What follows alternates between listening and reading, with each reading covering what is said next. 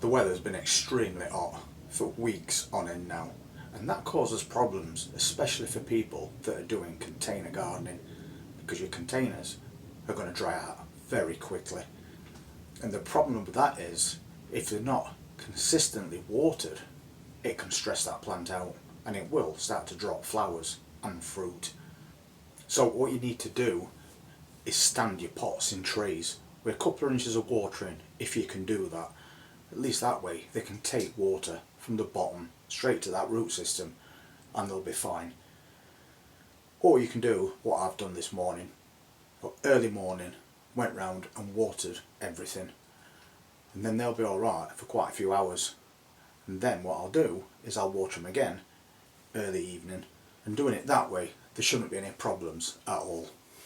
We've been taking bits and bobs of harvest still, and we've had a few more developments in that container garden as well. And one is quite surprising and the other is really good to see. So since today is going up to 29 degrees, we'll pop out, we'll take a look round, and I'll show you how this container garden is getting on in this continuing extreme heat. But just before I do that, I'll show you an harvest that I took earlier this morning. A lot of cherry tomatoes. They seem to have been a long time coming, but finally the fruit are starting to ripen. That is a pretty good harvest from just a few plants. Let's go and take a look outdoors.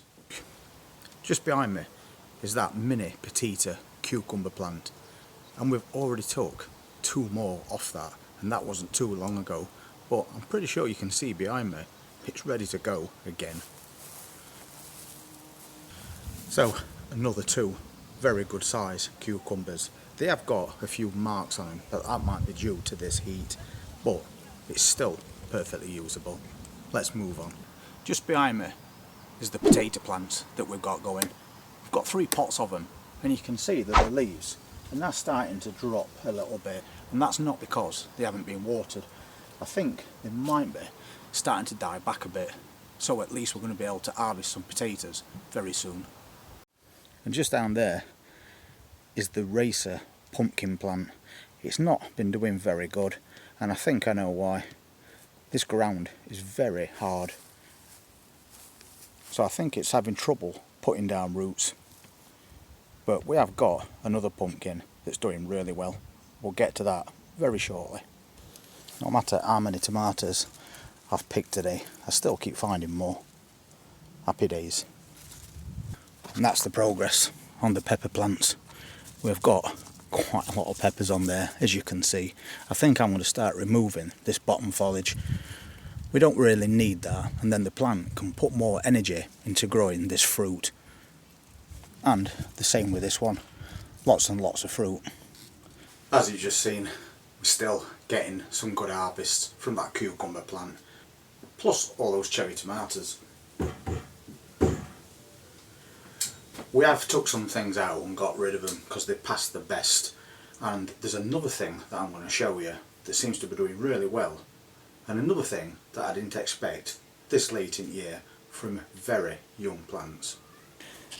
If we go just over here, those are the strawberries that we've just planted, new plants that we bought. But if you take a look down there, we've already got a good sized strawberry growing on it, and flowers on a couple of other plants as well. And that is unusual, because a lot of the time strawberries don't produce fruit in the first year, but these are definitely trying. I've also realised we've got quite a few more tomatoes. This is a bit of a downer, to be fair. That says red onions. They've not done very well this year. I'm just going to pull these up because they're not really trying to grow. You can see there's lots of roots on them, but the bulbs aren't very big at all. We'll still get something out of it. For whatever reason, they've not been doing too well this year. And all the way down there, the others are very tiny, and you can see the tops have fell over, which is when they start to bulb up. But these just seem dormant, so I don't think we're going to have much luck with red onions this year. Then we've got that Jackby little plant. It's now virtually at the top of that obelisk. Lots and lots of foliage and a few flowers. So far, no fruit.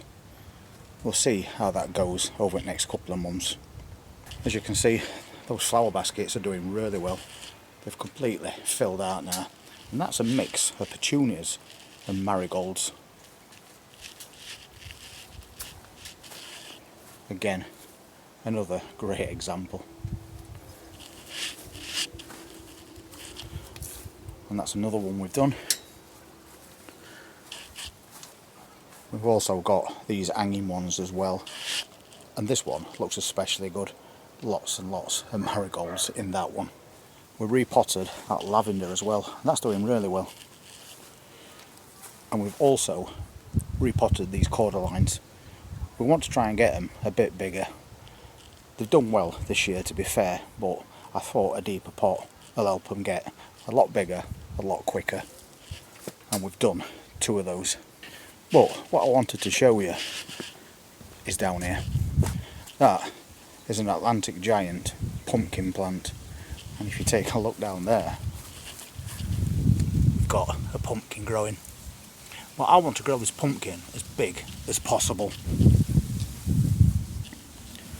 And the way to do that is to select a decent looking pumpkin like that, and then when more grow, which they did, a couple of small ones, you take them off and then start removing all the flowers as you go through season.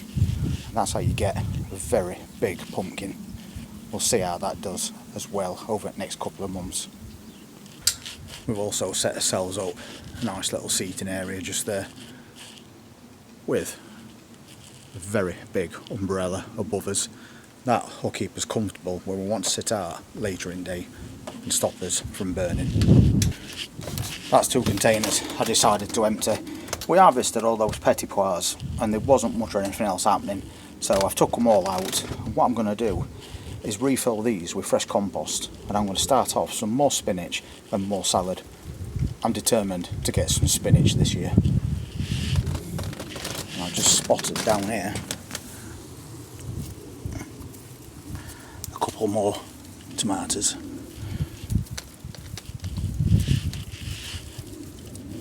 I'll give them a good check later on. And that is this big planter. Once again, it's really filled out. It looks amazing. Just need to do a bit of deadheading. And that's the view from that side. A really nice place to sit and chill out. So things are happening. We've got ups, we've got downs, but we're still getting something. We just need to manage as best we can through this extreme heat. I hope your plants are all doing well and you're getting some harvest finally. And if you want to see what else we do as we're going to August, then please hit that subscribe button, press that notifications bell, and I'll see you very soon. Take care and stay hydrated.